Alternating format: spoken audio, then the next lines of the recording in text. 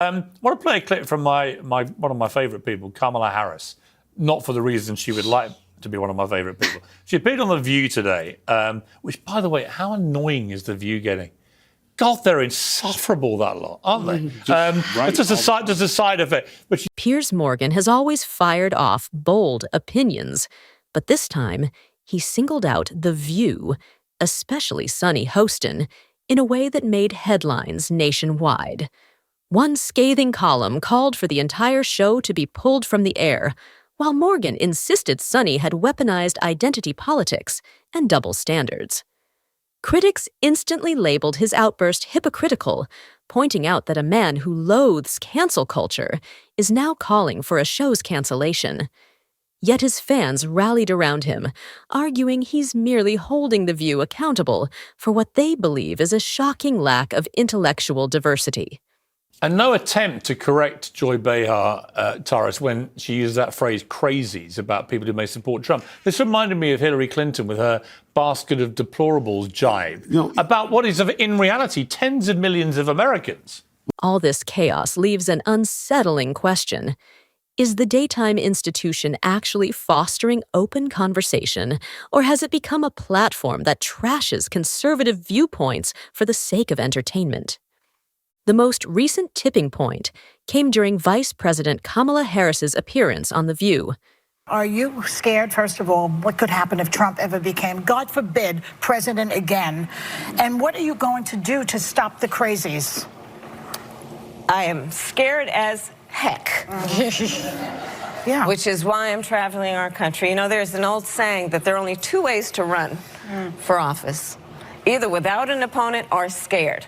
So on all of those points, yes, we should all be scared. Fans of the show were excited to hear substantial discussion on pressing topics, from economic policy to foreign affairs. Instead, Joy Behar brought up the possibility of Trump's re-election and casually referred to a chunk of his base as crazies, prompting little more than an understanding nod from Harris. Morgan pounced on that moment, calling it the ultimate example of how The View handles political discourse, not with thorough interviews, but with crowd-pleasing labels and safe applause lines. In one of his subsequent rants, Morgan declared that calling a large segment of the American population crazies doesn't just silence productive debate, it encourages further tribalism, making complex issues seem as if they're all black and white. According to him, the show's producers knowingly aim for quick, cheap wins, pandering to a dedicated audience that craves seeing conservative views dismantled in real time. Hostin emerged as Morgan's primary target for a more personal reason. She took aim at Nikki Haley for, in Sunny's words, avoiding her real first name to hide her ethnic identity. Morgan fired back that Sunny, born Asuncion, changed her own name and has no business policing anyone else's self-branding. He accused her of using racial or cultural arguments selectively and with little consistency. Sunny's defenders counter that she's merely calling out Haley for capitalizing on certain elements of her background when it's convenient, a point that resonates with viewers who argue that politicians often adopt whichever persona is most marketable. Still, Morgan and those cheering him on see Sunny's critique as a textbook case of hypocrisy, one they think The View's format lets her get away with, because hardly anyone questions her logic on the air. Some watchers wonder if Morgan is genuinely outraged or simply orchestrating a high-profile spat to boost his own media presence. After all, controversy is currency. It drives up clicks, views, and ratings on both sides. The View gets more attention from liberals rushing to defend it, while Morgan garners praise from conservatives eager to see the show taken down a peg. Meanwhile, a growing number of moderate voices question whether either side truly cares about healthy debate, or if both are simply profit-driven participants in a never-ending political boxing match. In an era of explosive partisanship, calling for a popular show to be canceled might be less about principle and more about stoking the flames of outrage culture. Yet the notion of cancel culture remains a centerpiece in Morgan's argument. He insists that The View systematically marginalizes opposing viewpoints under the veneer of candid conversation. To him, the best solution would be for ABC to give the show a complete overhaul. He's even called for sonic changes, or at least more forthright conservatives who can hold their ground without fear of being shouted down. The problem, Morgan asserts, is that The View no longer attempts to hide its biases. It thrives on humiliating conservatives rather than engaging them in serious debate. If ABC isn't willing to fix the format, Morgan believes scrapping the show is a valid last resort. Opponents respond that canceling an entire program just because it leans a certain way is a contradiction to the free speech Morgan champions. For them, the remote exists for a reason. Don't like it. Don't watch it.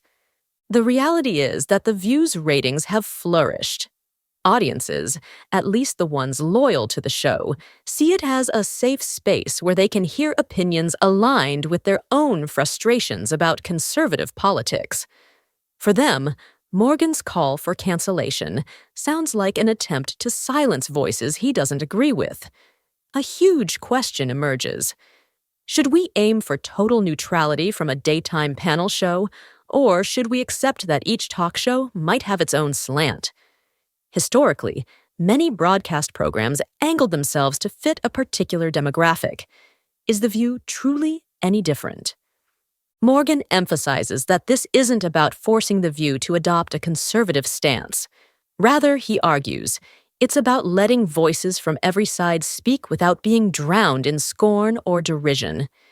He cites example after example where someone from the right starts making a point, only to be interrupted by host commentary or raucous audience reaction before finishing a sentence. That, he says, is the essence of cancel culture. Not always direct censorship, but an environment so hostile that people self-censor or simply avoid going on the show altogether. If a talk show fosters that environment, he believes it might as well be canceled or completely reimagined. Even if The View stands firm, Sunny Hostin won't escape Morgan's scrutiny anytime soon. He promises to continue highlighting what he sees as her pattern of holding conservatives to standards she doesn't apply to herself. Whether Morgan's crusade gains momentum or fizzles out could depend on whether the public remains entertained by such high-profile clashes. In an era dominated by social media outrage cycles, a well-timed feud can catapult ratings through the roof. For Morgan, that might be the real objective, driving attention back to his platforms so he can keep wielding influence in the global conversation. Some say The View has always embraced friction to drive viewership. That friction, though, might be turning into a rhetorical guillotine for certain guests, particularly if they're conservative. As for Sunny, she's not exactly backing down. She believes it's her right to question Nikki Haley's authenticity, just as it's her right to call out contradictory positions across the aisle. The tug-of-war continues, with Piers Morgan amplifying every slip-up or targeted remark he can find. In a climate already saturated with partisan media, this showdown feels like yet another chapter in a never-ending story. Left versus right, host versus guest, name-calling versus calls for civility. Piers Morgan's clash with The View underscores how polarized our media has become. Are we witnessing a valid demand for balanced discussions, or simply a noisy fight that benefits both sides? Whether The View changes its approach or keeps riding this wave of conflict, viewers themselves will be the ultimate jury. Where do you stand? Should the show remain as is, get canceled, or transform into the broad-minded debate forum it once claimed to be? For more of the latest content, check out the next video.